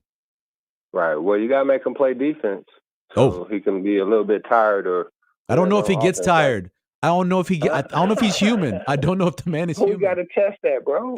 He's incredible. Hey, man, but it is kind of nice to have a week where we don't get to complain to you. I know you really appreciate that, don't you? It's nice to not have your blood pressure go up, especially at this age. I got my blood pressure medicines on board. I ain't got to worry about that. It was nice. Yeah. Hey, man. Yeah. Because it's about to make Nebraska football talk be too dangerous for the old people, right? You're going to have to turn it over to the young people. Who never knew where we was good, bro. I know. I tell my kids all the time. I said, I don't think you understand how dominant Nebraska was for how long they were. It's hard for people to relate to. It's Alabama, basically. Yeah, and for a little while, Alabama wasn't that good. Oh, yeah. So did your prediction change on how many wins? I said I've been saying 8. Everything the same. I've been saying 8. I'm sticking with 8. Yeah, I think that's the floor, though. I think they should have 8 at a minimum. Based off of this schedule, they should have 8. Unless something happens to the quarterback. And still, I mean, you got 3 other guys behind him, so they should be able to squeeze out wins against the schedule. Hey, bro, one last question I want to ask you real quick, though, right? Mm-hmm. Now, Deion, so do you think, like they had better, energy or whatever last year or this year, or do you think the momentum is building? How do you think they've done in year 2 compared to, us? No, I think they've got tons of momentum. I mean, you don't want to play that kind of game against South Dakota State, but it put them in a situation where they say we can play that game. North Dakota State, bro. North Dakota. I'm sorry. I'm sorry. I do. You know what? The Buffalo and the Bison, man. No Jack. I know it's the Bison. I know. Do pretty good. I know. But you want to have those kind of games. All right. You want to have those kind of games, though, right? I mean, you want to, because in the end, And South Dakota State was supposed to be better than North Dakota State this year. But in the end, you got to have those games. So at least you can say to your team, look, we're in these close games, we win it. Opposed to, you won 4 in a row last year and then you lost out. You got to try to find some kind of momentum, Go back to the phones, 402-951-1620. That's where Brian is this morning. Good morning, Brian. Good morning, Michael. How are you? I'm doing pretty well. It's a good Sunday morning. How about you? Everything good? Good. Great. Well, it's finally nice to come off feel good on a Sunday. How's that? Just feel good, I guess. It is. It's a different feeling. Football after a Husker game. No doubt. Hey, I always appreciate your analysis. I appreciate the show. The reason I am calling is I think this college game is going to be. I get the perception that most fans, Nebraska fans, think we're just going to walk all over them. I'm not seeing that. I think it's going to be a lot closer. I just calling to see what you thought. Well, I appreciate the call, Brian. I would tell you that if Nebraska can turn them over, I could see Nebraska pulling away. But I think you're right. It's 7.5 line, by the way, going into it. I think it's a close game. If both teams play up to their ability, I think it's a close game. Yeah, I agree. Yeah. Okay. Yeah. Thanks, Brian. All right, thank you. Yeah. I mean, if you look what happened last year, there were so many moments in that game where Nebraska had an opportunity against Colorado to make plays early, right? And just kept turning the ball over. And Jeff Sims kept playing poorly. Even though, look at halftime. Did you feel horrible at halftime? I didn't feel horrible at halftime. Jeff Sims had that long run. I mean, I didn't feel horrible. It just was a matter of Nebraska not getting any first downs, Colorado getting first downs and wearing down the defense. Nebraska's offense is going to move the ball against Colorado. I don't have any doubt about that. They will move the ball against Colorado, both on the ground and through the air. Then it will come down to, can you avoid a shootout? Because then that's anybody's game. Or can you get a big enough lead where you force them to abandon all run game and just throw, and you put Shedeur back there 60 times and you're hitting him over and over again? So, I mean, there's a lot of different ways it could go. I think this is going to be incredible. The atmosphere is going to be nuts. We'll take a break. We come back. We'll do our look back at the game keys. See how Nebraska did when you look back at my game keys and how they did from there here on 1620 The Zone.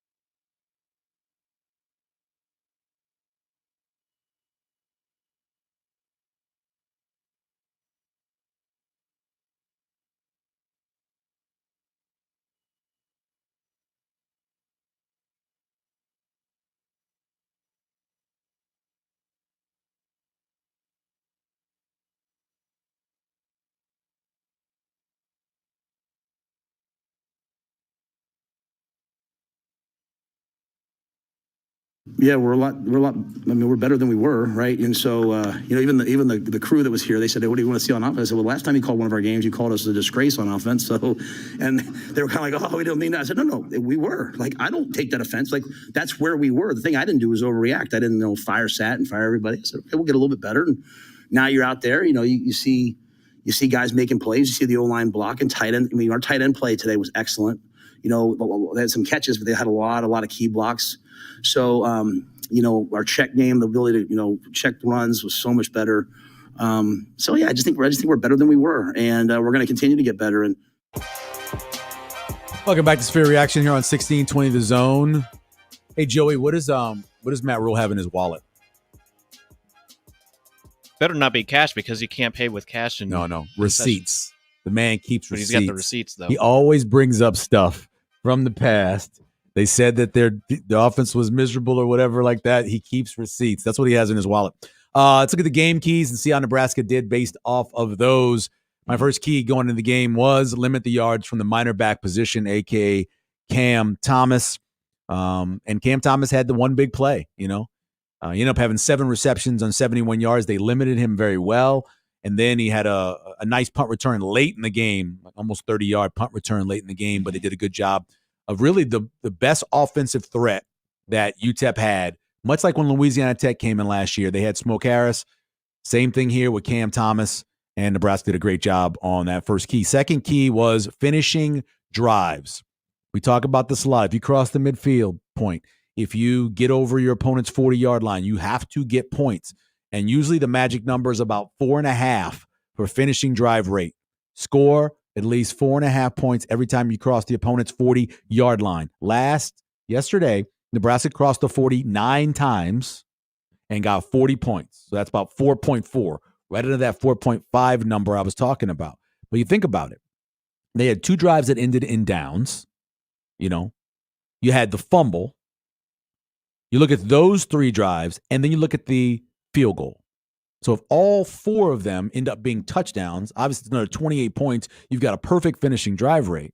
Even if just 2 of them end up in touchdowns, you're at a situation where you're up around 5, even 5.5 for your finishing drive rate. And that's where you really want to be 4.5 or better. Nebraska was right around there and obviously could have taken that field goal late, would have put them probably closer to that, but chose not to. But yeah, they essentially left 28 more points, not 20, 25 more points on the field because they chose to do a field goal, had the 2 that ended in downs, and then, of course, you had the fumble. And then last one, in terms of the keys, I had play a clean game. And I knew it was possible because there were a lot of teams in week 1 that didn't turn the ball over and didn't commit penalties. Nebraska had the 1 fumble, really 3 penalties, 2 that really mattered in the day. So that was a pretty clean game. And I picked 38-10. So obviously 40-7. It's pretty close to that. So we'll take a break. When we come back, we'll look at the rest of the Big Ten. It was a crazy week, and we'll preview Colorado, Nebraska, and also take a peek at the PFF grades and how Nebraska's offensive line did in those PFF grades, and kind of give you an idea of where they were before we go back and actually take a look at how they played on a second look. Severe reaction here on 1620 The Zone.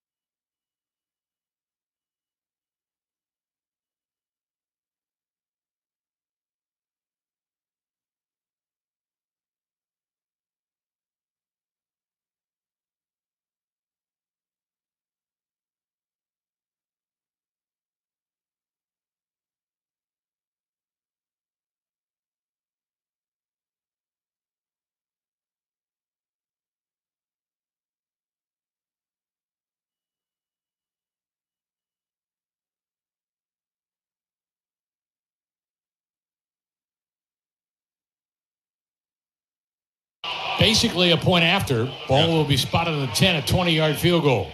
Disappointing not to punch that in. Yeah, I mean, if 16 plays. Snap down, a kick is up, and the kick is good. And Oscars have 40 on the board now at 40-7. Welcome back. Severe Reaction here on 1620 The Zone, 402-951-1620. Of course, next week is Colorado week. We'll be here 8 a.m., bright and early. More bright and early for certain people since Joey's doing Big Red Overreaction the night that's before. going to be a fun night. Yeah, it can go a number of different ways. Might as well bring my sleeping bag. Yeah, I was thinking you probably could get a little nap on the floor, get your little cotton here, and make it work that way. Offensive line grades, courtesy of HuskerOnline.com from PFF. So the pass grades were some of the highest that we've had in a long time. Micah Mazuka, 85.9. Ben Scott, 83.1. And Justin Evans, 85.9. So 3 passing grades up over 83%. It's pretty darn good. The best run block grade was Bryce Benhart at 96.3. In terms of overall grades, Bryce Benhart had the highest overall grade at 75. Then it was Micah Mazuka. And then it was Turner Corcoran. And then it was Ben Scott and Justin Evans in terms of the starters. In terms of the guys coming off the bench, Grant Segrin, 68.2 and a 77.4 passing grade, pass pro grade. So he did very well as well. So a lot of depth got in. Jacob Hood got in for 7. Joey Mancino got in for 8 plays. Nat got in for 9. Machechek got in for 19. Grant Segrin got in for 19. Sam Sledge, 24. Gibson Pyle got in for another 20. So they went deep into the bench and got everybody some plays. And so overall grade wasn't horrible. You'd like for the run grade to be a little bit better. You'd like to see that. But overall, it was good. It was good in terms of how the way they played and, and kept all the pressure off their quarterback and did pretty well. In terms of the running backs, I was curious about this, the way they graded the running backs. Ramir Johnson, the top grade was Gabe Irvin Jr. You know what? That was limited attempts and a production of 2 touchdowns. Pretty much that helps. He had 9 snaps, 6 run plays, and 2 pass plays. His grade was 75.6, and Emmett Johnson was 76.8. So Emmett Johnson had the highest grade. Then it was Gabe Irvin, and then it was Ramir Johnson, and then Dante Dowdell, the guy with the most, kind of high opportunity. So overall, good for the 4 running backs. Of course, the fumble, that hurts Dowdell as well in terms of the grading. And if you're curious on how Dylan Raiola did, according to PFF, right about 80. His overall grade was 80. He had 33 pass plays on 62 snaps, no run plays, 79.9. His grade, courtesy of PFF in terms of the offense. The Big Ten this weekend had kind of a strange weekend. It really was weird. You got North Carolina getting the win over Minnesota. Think of the way Minnesota fans feel right now. You had a head coach who tried to leave during the offseason, tried to get the UCLA job, didn't get it, comes back. They lose this opening game to North Carolina. Didn't look good doing it, struggled in a number of different ways. Even after North Carolina lost their starting quarterback, still couldn't get the win against North Carolina. Minnesota falls to 0-1. Michigan State was in a dogfight with Florida Atlantic and ended up winning 16-10. Wisconsin was even with Western Michigan for most of the game and got a couple late scores to win by 2 touchdowns, 28-14. But still, think about Wisconsin and the way they feel this morning. Oregon, I was flipping back and forth watching games, and I realized I got to leave the Oregon game on because this is intense. They didn't win by 10, 24-14, but Idaho, the Vandals, gave them everything they wanted. Good win by Penn State over West Virginia, going into the Mountaineer Stadium and getting that win. That's a really good win there. A win in 34-12 after a long delay in weather. Michigan had to get 17 in the fourth quarter to make it 30-10. That game was tight. Felt Fresno State was doing some good things. Iowa, huge offensive performance. Best offensive performance in terms of yards that Iowa's had in 5 seasons. 5 seasons. It's incredible. Maryland blew out UConn. Purdue, this was the one team. There were 2 teams in all the Big Ten that returned their head coach, coordinators, and starting quarterback. Purdue was one of them. Hudson Card had a good day, winning 49-0 over Indiana State. Indiana wins 31-7 over Florida International. I like Kurt Cinetti a lot. I think Indiana's going to make a bowl this year. One of the tougher games Nebraska's going to play. Northwestern, in that little high school stadium, held on 13-6 over Miami of Ohio. That was a born burn. It was 3-3 the whole first half. USC High. I liked Hawaii coming into this game. I thought Hawaii would give them everything, and they did. They just couldn't do anything in the second half. Hawaii easily wins this game over UCLA, but couldn't do anything in the second half. 16-13.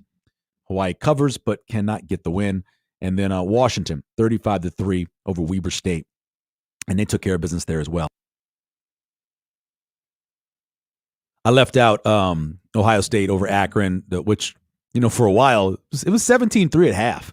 You don't expect to look up and see Ohio State and Akron at 17-3 at half, but 52-6, they took care of business there. So it was a weird weekend for the Big Ten. It was. Oh, and Rutgers took care of Howard, the school out of Washington, D.C., 44-7, taking care of business there. So it's going to be an interesting season with all this depth.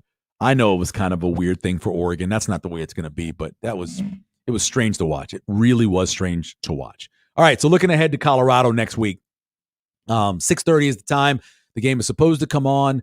It looks like, and that's NBC, of course, probably kickoff time maybe closer to 6:40, probably, if we're looking at that.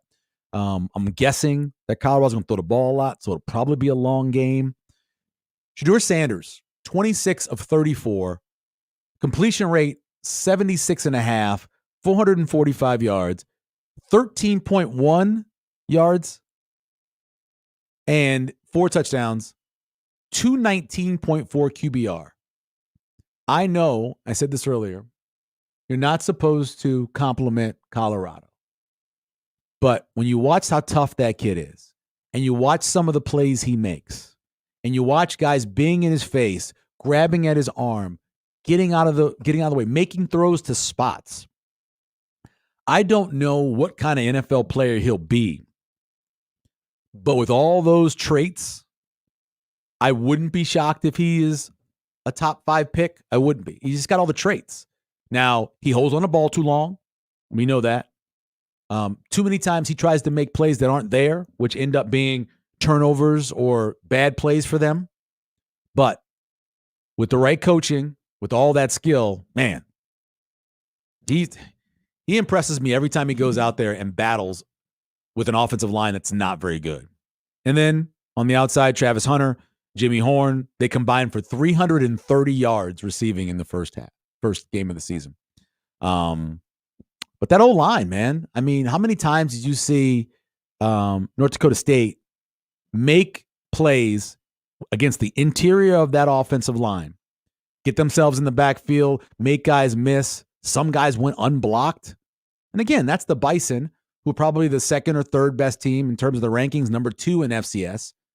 And what they did, I mean, that's good for them, bad for Colorado, good for Nebraska. Nebraska's favored by 7.5 early line, and the total is 60.5. I think the most critical part of this thing, and this comes back to you, the fans, you watch Colorado struggle with the pass rushers from North Dakota State in their own stadium. So there's no noise when they're on offense. They're going to have to do the same thing against Nebraska's front, which is better, which has better athletes and a better chance to get to the quarterback. Again, in a loud stadium with either a silent count, maybe they'll try to clap. Most times now what teams do is the guard taps the center, and then he goes on the first, he counts 1 and he hikes it, which usually means you can't get somebody to jump because you can't do most times you can't do a real good fake because it's silent count. You can do the thing with your hands and try to get maybe the defense to jump if they're watching you, but they should be watching the ball anyway. So you're going to give whoever you want to talk about, Cam Leonard, you can look at whoever. They're going to be getting off the ball and getting in the face of Sanders a lot faster because you're making noise in Memorial Stadium. The louder it is, the harder it's going to be for them to be able to throw the ball. And I don't believe they can line up and run the ball at Nebraska. I just don't. I don't think they can. Obviously, I haven't done a pick yet. We've got a long way to go in this week. But it feels like a game that it ends up being ends up being a shootout. It feels like that. Whether Nebraska gets up early and Colorado's got a rally, which happened to them a few times, or if it's a game where they're both going crazy all game, I just think in the end, Tony White's defense is going to do enough to cause Sanders problems, make sure their running game doesn't get going, and that's what's going to lead Nebraska to being able to be 2-0 to start this season in whatever the game is or however the game is. I think it's going to be an incredible week. It's going to be an incredible week. Of course, the boys here will all have it, all 3 shows.